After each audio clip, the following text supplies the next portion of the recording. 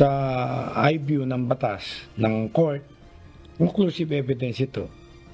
Maaaring matanggal sa pwesto si Bamban Tarlac Mayor Alice Guo dahil sa pinakahuling natuklasan sa pagkatao nito. Kinumpirma ng National Bureau of Investigation o NBI na tugma ang fingerprints ni Mayor Alice Leal Guo sa sinasabing Chinese na si Guo Waping upang ma-qualify bilang isang public official ng bansa.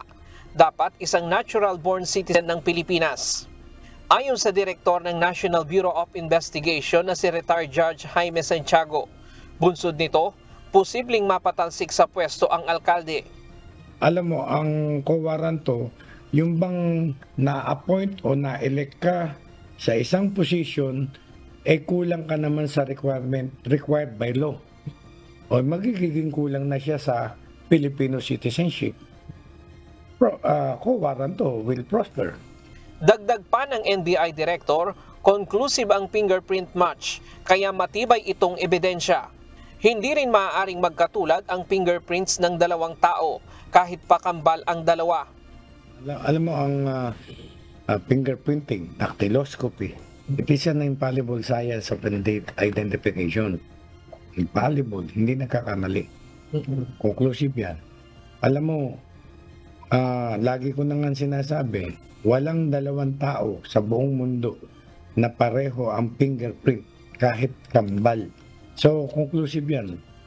Kinumpara ng NBI ang fingerprint ni Guo Waping Lin na kinuha March 28, 2006 sa alien fingerprint card at sa clearance application ni Mayor Alice Guo noong March 10, 2021.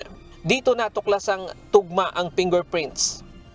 Ngayon, kinumpare namin yung 2006 na fingerprint card ni Guo Waping Lin at ni Alice Guo Ilial, one and the same person.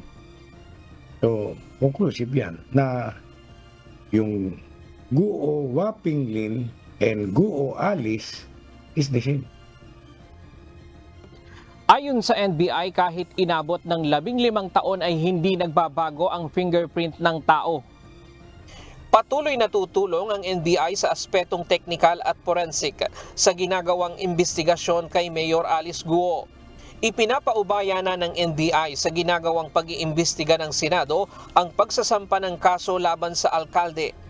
Ayon naman sa abogado ni Guo na si Stephen David, masyado pang maaga upang magkomento sa issue dahil hindi pa nila nasisiyasat ang mga dokumento at maging ang mga testigo. Ryan Lacanlale, UNTV News and Rescue. Diyos ang aming sandigan, serbisyo publiko ang aming pinahahalagahan.